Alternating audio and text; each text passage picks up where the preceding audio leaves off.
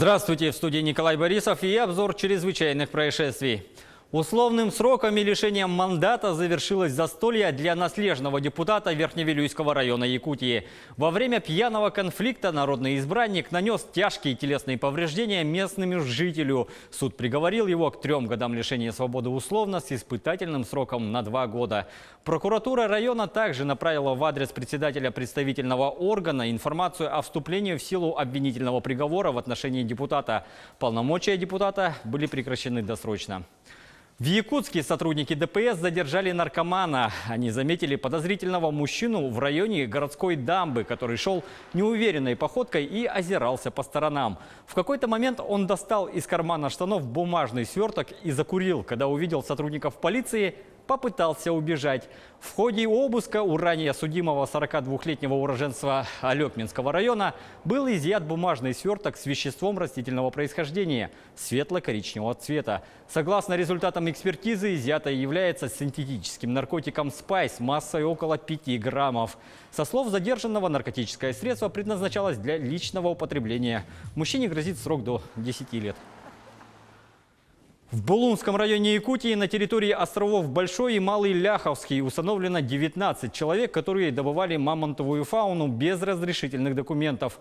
У них изъято 8 бивней древних животных. Напомним, что в соответствии с законом о регулировании пользования и распоряжения особым природным ресурсом, скелетные останки мамонтовой фауны, имеющие научную и музейную ценность, являются достоянием республики. Была проведена экспертиза, после которой ископаемые бивни были переданы в распоряжение Якутии.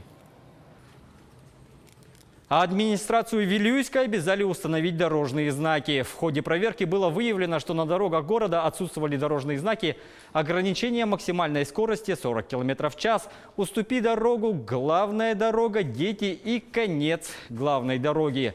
Так как эти вопросы находятся в компетенции местного самоуправления, то ее обязали устранить нарушения. В Якутске мужчине грозит до 2 лет тюрьмы из-за странной неразделенной любви. В полицию обратилась жительница столицы и рассказала, что кто-то порезал колеса ее автомобиля. Виновником оказался 32-летний руководитель одной из организаций Якутска, который таким образом решит проучить потерпевшую из-за неразделенных сердечных чувств. Он пришел во двор дома, где она проживает, и вместо серенады порезал колеса ее автомобиля, после чего скрылся. Возбуждено уголовное дело. В международной повестке Канада начала процесс экстрадиции арестованного топ-менеджера Huawei Мэнь Ванчжоу по запросу Соединенных Штатов Америки, рассказывает Татьяна Гамозова. Канада начала процесс экстрадиции в США финансового директора китайской компании Huawei Мэнь Ванчжоу. 3 месяца назад ее арестовали в Ванкувере, а позже выпустили под залог. В заявлении канадского министерства юстиции отмечается, что у них достаточно доказательств для передачи вопроса на рассмотрение судьи. Адвокаты назвали решение политизированным. Они настаивают, что Мэн ни в чем не виновата. Пекин в субботу выразил сожаление и протест против действий Канады. В Соединенных Штатах Мэнь Ванчжоу обвиняют в финансовом мошенничестве, нарушении санкций в связи с торговлей с Ираном и препятствовании правосудию. Подразделением компании Huawei Technologies предъявлены обвинения еще и в промышленном шпионаже. Слушания по делу Мэнь Ванчжоу начнутся 6 марта в Верховном суде канадской провинции Британская Колумбия. Тем временем в Хорватии прошел марш протеста журналистов. Они потребовали у правительства принять меры в защиту свободы слова. Подробности в репортаже Рейтер. Хорватские журналисты в субботу потребовали у властей защитить свободу слова. Демонстранты вышли на улицы Загреба под лозунгом «Вы захватили СМИ, но журналистику мы не отдадим». Колонна прошла мимо Министерства культуры, которое отвечает в стране за медиа, на площадь Святого Марка, где находится парламент и правительственные здания. Там организаторы передали властям 8 требований против цензуры.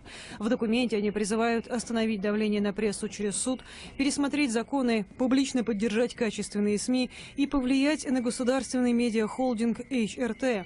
По данным местной журналистской ассоциации, в стране сейчас проходит более 1000 судов над работниками прессы, по меньшей мере 30 из них по искам HRT.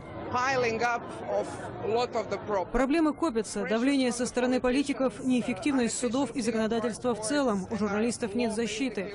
Нам, профессионалам, пора проснуться. Расследовательской журналистики уже нет. В стране существует сопротивление критике со стороны государственных институтов, со стороны судов. Они все равно, что говорят нам: не критикуй. Участники акции винят власти в попустительстве и замалчивании проблемы. Хорватское правительство, в свою очередь, настаивает, что свободе прессы в стране ничто не угрожает. На этом пока все. Берегите себя.